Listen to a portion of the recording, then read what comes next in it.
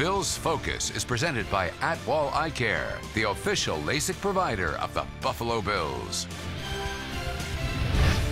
A little bit tighter, don't run around me. Last year, at this time, you're gearing up for a bounce-back season in 2014 for your special teams unit.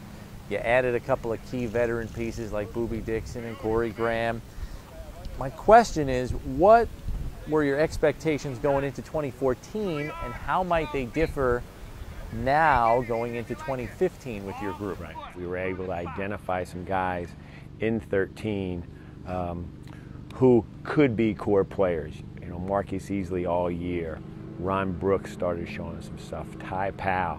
So besides adding the new players, we also had a pretty good nucleus coming back, whereas going into 13, you know, I had no idea about anybody, and a lot of those guys who became those core guys for last year either weren't here or didn't even play then. So going into this year, you know, my expectations, you know, for those guys are going to be high.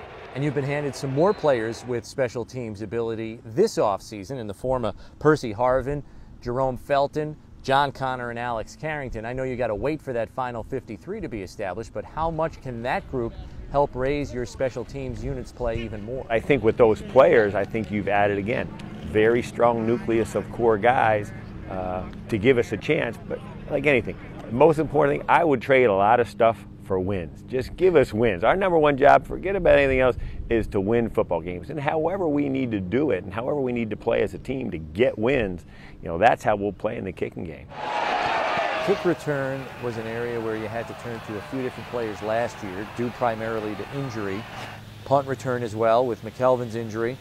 Now, with everyone expected to be healthy going into camp, how do you approach that primary return role, knowing you've got a boatload of talent there? McKelvin, Goodwin, Harvin, Thigpen. I mean, how do you shuck that down to the cob? The best guy will show his, you know, he'll show his wares, and we'll know who that is.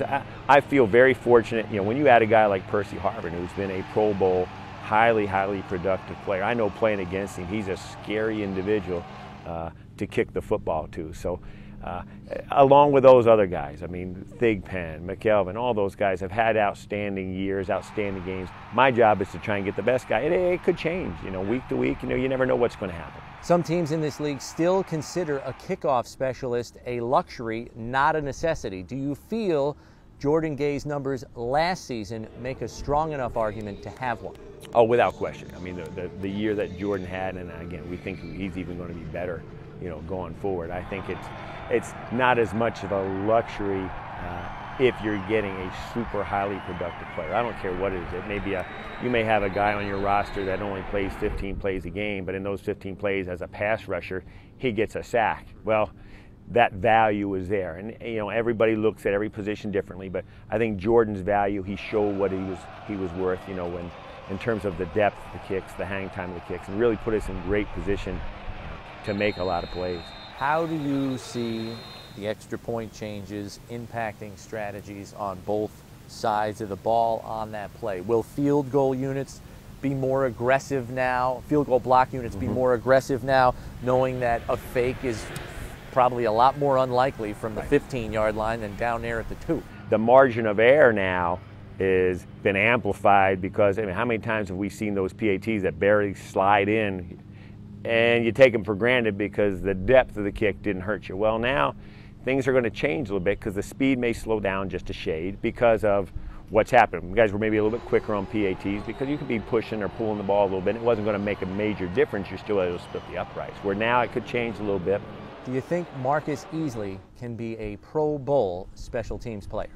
In my opinion, absolutely.